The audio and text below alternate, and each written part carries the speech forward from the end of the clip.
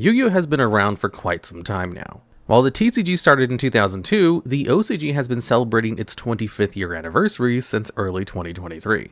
Back in 2018, we made a list of the top 10 oldest cards that are still commonly used, and there have been many changes to the game since then. While there are always more old cards to list, there have been several powerful cards that have been unbanned since the first time around. So, just like with the first time around, we'll be listing them in order from latest to earliest. And starting off at number 10, we have Anti-Spell Fragrance, a continuous trap card that was first released as a promotional card alongside the game Yu-Gi-Oh! Power of Chaos, Yugi the Destiny. The game came out on November 18th, 2003 for PC. Anti-Spell Fragrance's effect forces both players to set spell cards before playing them, and prevents them from being played the turn they are set. Quick play spells can't be played until your next turn, even if set during your turn. Pendulum monsters can't be set when played as spells, basically stopping that mechanic from being used if there aren't face-up pendulum skills already when Anti-Spell Fragrance is activated. Anti-Spell Fragrance is a weaker version of Imperial Order, which was number 10 on our previous list. However, Imperial Order was banned again in February of 2022, almost 5 years after being unbanned. Anti-Spell Fragrance, on the other hand, was unlimited throughout Yu-Gi-Oh's history, only recently becoming limited in April of 2024. While you can still use spell cards under Anti-Spell Fragrance, the delayed turn is enough to kill most decks reliant on spells. Not stopping spell effects from being used can also work in your advantage, as you can play your own field spells and continuous spells first before activating Anti-Spell Fragrance on your opponent's turn. Anti-Spell Fragrance is a very timeless card, as it will always be good as long as spell cards are used. It's the kind of floodgate that will always see some use, even at 1, which is why it's consistently seen in top decks from 2015 to now. However, Anti-Spell Fragrance is not the only floodgate on our list, which brings us to our next card. And today's video is sponsored by Factor. If you're like me, juggling a busy schedule and trying to eat well, meal planning can feel like a chore, and that's where Factor comes in. Factor takes the stress out of meal planning and sets you up for success. No more grocery stores, no more prep work, and definitely no more cooking fatigue. Instead, you get chef-crafted, dietitian-approved meals delivered right to your door. With over 35 meals to choose from each week, including keto, calorie-smart, vegan, and veggie options, there's always something that fits your taste and lifestyle. I've been using Factor myself, and it's honestly been a game changer. With my schedule, having meals ready to go saves me so much time and energy. Plus, they actually taste good. And when things get hectic, Factor is flexible. You can change your order every week, choosing between 4 to 18 meals, or even pause or reschedule your deliveries anytime. It's all about what works for you. By subscribing to Factor, you're not only making your life easier, but you're also supporting the channel, helping me create more awesome content for you. And don't forget to use my creator code DuelFeb50 at checkout. And at number 9, we have Rivalry of the Warlords. This is a continuous trap card, which was released in Magician's Force on October 10th, 2003. Rivalry has been reprinted many times throughout the history of Yu-Gi-Oh!, most recently appearing in the quarter-century Bonanza. Rivalry's effect is that each player can only control one monster type at a time. Each player must send face-up monsters from their side of the field to the grave until they control only one type. Rivalry is actually one of the easier floodgates to use since many modern decks only use one type, such as Labyrinth or Tenpai. However, that also makes Rivalry slightly weaker, as other decks will have an easier time playing through its effect. While this card, like many floodgates, can be flipped on the start of your opponent's turn, it can be more advantageous to allow your opponent to play some cards first. Synchro and Xyz heavy decks require you to have more than one monster in the field to play monsters from your extra deck. If the monsters on the field are different types or the extra deck monsters they turn into as a different type, flipping Rivalry of the Warlords at that point would prevent them from going into their extra deck plays after they've already expended resources to do so. In competitive play, Rivalry has seen consistent play for over a decade now, with no signs of usage stopping anytime soon. It was even limited in January 2024 after spending its entire history at 3 copies. And making you question your life decisions, entering our number 8 spot is Lava Golem. This behemoth of flames is a level 8 fire fiend monster with 3000 attack and 2500 defense, and was first released in Pharaonic Guardian in July 18th, 2003. Since then, it's been reprinted often, including 4 appearances in Speed Duel products and prize support. Lava Golem can't be normal summoned or set, instead having to be special summoned to your opponent's side of the field by attributing 2 monsters they control. Doing so prevents you from normal summoning or setting monsters that turn. Finally, during the standby phase, the owner of Lava Golem burns for 1000 life points. This makes Lava Golem a great monster for multiple reasons.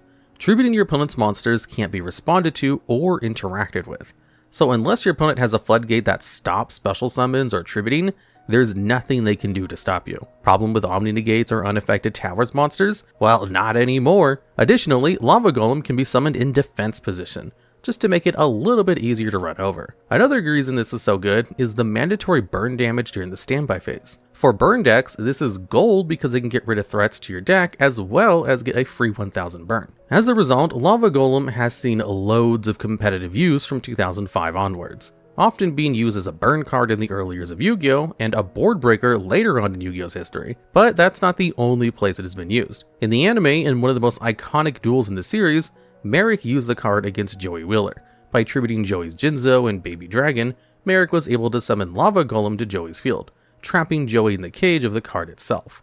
Interestingly, Lava Golem only burned for 700 life points, probably due to the 4000 life point total, and it did so during the end phase and not the standby phase. Lava Golem is an awesome card and definitely deserves a spot on this list. However, there is an even better card in the same set, a card so good that it had to be limited, unlike Lava Golem. Terraforming takes a spot at number 7. This normal spell card was released in Pharaonic Guardian just like the previous card on our list. Since then, Terraforming has been reprinted many times, 14 of which have been in structure decks. Terraforming has the effect of adding one field spell from your deck to your hand. It can't be said enough how good generic search cards are. Terraform in any other deck is the equivalent of having an additional copy of your field spell. In the early days of Yu-Gi-Oh! It was less used because of the lack of powerful field spells. However, as soon as field spell designs switched from stat gains to being used as starters or extenders, Terraforming hit its stride.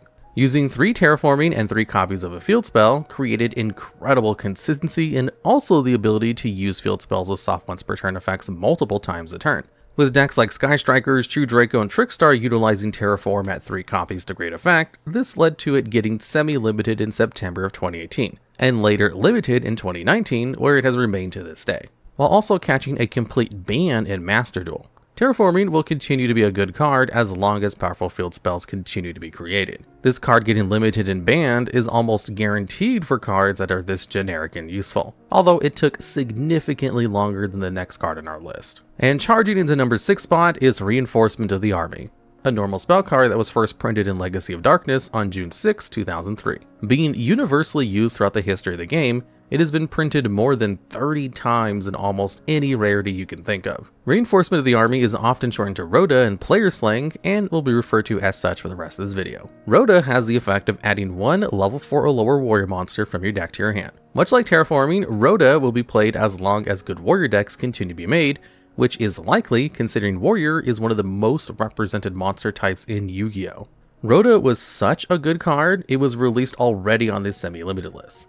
It stayed there until September 2008 when it was unlimited. However, on the very next ban list, March of 2009, it was put on the limited list, where it stood unchanged until October 2014's list, where Rhoda was designated semi-limited, and then finally unlimited on the next ban list. It stayed like that for a little over a year before getting placed again on the limited list in November 2015, where it remains to this day. Talk about a roller coaster. The consistency Rhoda adds to a deck is likely the reason why it keeps getting pushed back to 1. In 2008, Rhoda could be used in Teledat to search Armageddon Knight or Dark Grepher, both of which to help set up the graveyard for Dark Armed Dragon. Both Armageddon Knight and Dark Grepher were unlimited at the time, but the beauty of Rhoda is that you don't have to run a full set of each when you can just search for the one you need. Similarly, in 2015, Rhoda being unlimited added an extreme amount of consistency to Necros decks and Stellar Knight decks. Finally, Rhoda is also not once per turn, so if you drew them all in one turn, you can just add 3 warriors to your hand. Rhoda is interesting in the sense that it warps the game around it.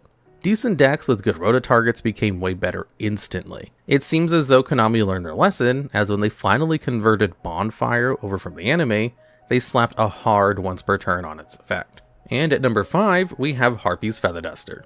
This normal spell card was first released on April 15th, 2003, as a promotional card with the video game Yu-Gi-Oh! Worldwide Edition Stairway to the Destined Duel for Game Boy Advance. Harpie's Feather Duster has 3 different arts currently, with the newest one appearing in the 25th anniversary tin Dueling Mirrors. Harpie's Feather Duster simply reads, destroy all spell and trap cards your opponent controls. This effect is obviously extremely powerful, as you can destroy many points of interruption your opponent has before they can be activated. Harpie's Feather Duster was banned since the beginning of the TCG, and was only moved to the limited list as recently as September 2020.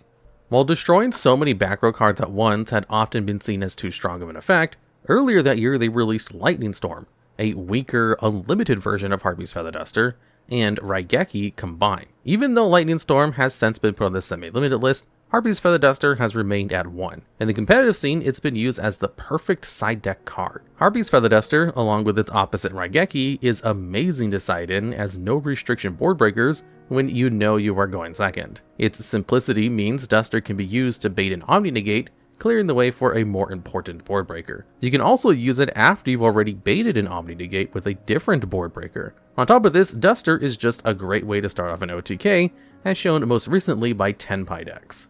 In the anime, Harpie's Feather Duster is one of My Valentine's signature cards. While she uses it numerous times throughout Yu-Gi-Oh! DM, the most iconic time was during her match with Yugi in Duelist Kingdom. In the episode Dual Identity Part 1, Mai uses Harpie's Feather Duster twice in one duel. The first time to destroy Yugi's Spellbinding Circle, and the second time to destroy a set Mirror Force. And rounding out the competition, Torrential Tribute is our number 4. It's a normal trap card first released in March 3rd, 2003 in Labyrinth of Nightmare. Since then, Torrential Tribute has been reprinted almost every year, only missing 2006, 2010, 2019, and 2020. Torrential Tribute's effect is that when a monster or monsters are summoned, destroy all monsters on the field. This effect can be activated when either player summons a monster. That means you can use it advantageously in response to the summon of your monster that wants to be destroyed or sent to the graveyard, like Sangan or Baby Sarasaurus. While Dark Hole is obviously better for this application, there are consistency cases where Torrential Tribute is more optimal for a certain deck. In recent competitive history, Torrential Tribute has appeared in trap decks like Labyrinth and Eldritch, and the non-trap deck Umi Control. In the Labyrinth deck, Welcome Labyrinth has a graveyard effect to set itself to your field when a monster leaves the field from a normal trap effect, which Torrential Tribute can trigger. In Eldritch the Golden Lord can use its effect to special summon itself with 1000 extra attack and defense, plus be granted immunity from card destruction for a turn, making it very convenient to trigger for Torrential Tribute. In Ubi Control, Ocean Dragon Lord Kairishin can search the normal spell Fury of Kairishin, which in turn allows you to add Torrential Tribute from your deck to your hand. Additionally, Fury of Kairishin has a graveyard effect that if one or more water monsters would be destroyed by a card effect, you can banish it from the graveyard instead, making your monsters immune to a Torrential Tribute. As long as there are new trap decks or ways to dodge a destruction, Torrential Tribute will continue to see use. In the anime, Meiko Tsunami used Torrential Tribute against Joey Wheeler's tribute summoned Garuzis, which is shown as a torrent of water shooting through Garuzis and soaking Joey. And at number 3, we have Snatch Steal, an equipped spell card with enough action lines to be a manga. First released in Magic Ruler, Spell Ruler on September 16, 2002, Snatch Steal was reprinted in many of the earlier structure decks, with its latest reprint being in Battles of Legend, Terminal Revenge. Snatch Steal can only be equipped to a monster your opponent controls, and once equipped, you take control of that monster. During each of your opponent's standby phases, they gain 1000 life points.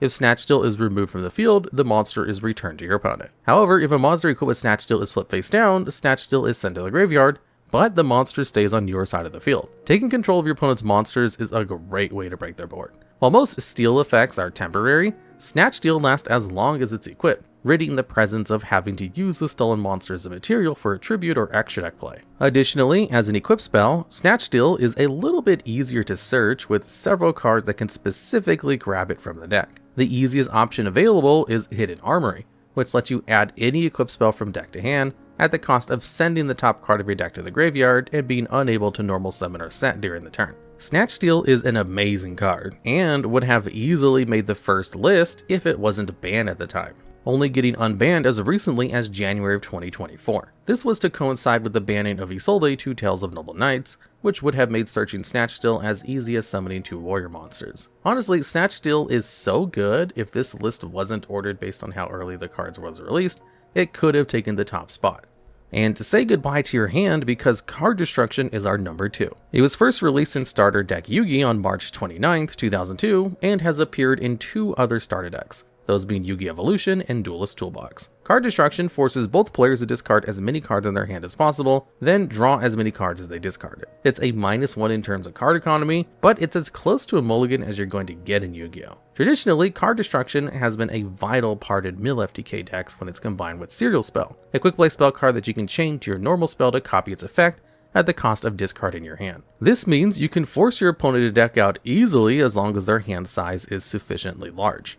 That proved easy enough in combination with Cyber Jar and Morphing Jar, providing the basis of the Empty Jar strategy. Even outside of that deck, you could forcibly mill your opponent while taking on the Maxi challenge. Using this method, you don't need to special summon as much as you would normally to deck out your opponent. Instead, just getting enough cards in their hand to force them to draw the rest of the deck with a single card destruction. Beyond the mill FTK, it has been more commonly used with archetypes that want to be discarded, such as Dark World and Danger, both of which are commonly combined. Card destruction is often a double-edged sword in decks like this, since it can activate several discarded effects at once. However, your opponent can also draw hand traps off of its use, giving them responses to your plays. The worst case scenario is Double 8 Drone Lockbird, which effectively stops Danger Dark World's turn. In the anime, card destruction is a staple card in Yugi's deck and is used numerous times throughout the series. And while card destruction is an amazing card, it doesn't have universal usability. Even with setting any card you want to keep first, then activating it,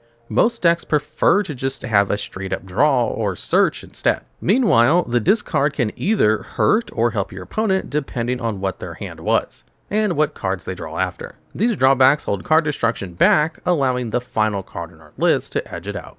And at number 1 on our list, we have Change of Heart, a normal spell card that was first released in Starter Deck Yugi, which it shares in common with the previous card on our list. Change of Heart targets one monster opponent controls, and then you get to steal it until the end phase. As with Snatch Steal earlier in this list, Change of Heart is a great board breaker, with the only difference being an incentive to OTK your opponent or use the monster's material before the end phase. However, unlike Snatch Steal, Change of Heart was immediately thrown on the ban list in April 1st of 2005 and wasn't allowed off until May 17th, 2022. 17 years later. Snatch Steal, on the other hand, was experimentally unbanned and rebanned several times throughout the game's history. This was probably due to Change of Heart not having a drawback, unlike its competition, Brain Control, requiring you to pay 800 life points, and only works on monsters that can be normal summoned or set. Mind Control prevents the stolen monster from attacking or being offered as a tribute, and Snatch Steal can be countered with spell and trap card removal. Change of Heart is a testament to how far Yu-Gi-Oh! Has been power crept, that a free steal a monster is deemed acceptable. A truly sobering thought. But on the brighter side, Bakura fans can finally use his favorite card, which is always a plus for those who love the anime. And thanks to Factor75 for sponsoring today's video. Use my link to get 50% off and free shipping on your first Factor box. Just go to Factor75_TheDuelLogs or scan the QR code on screen.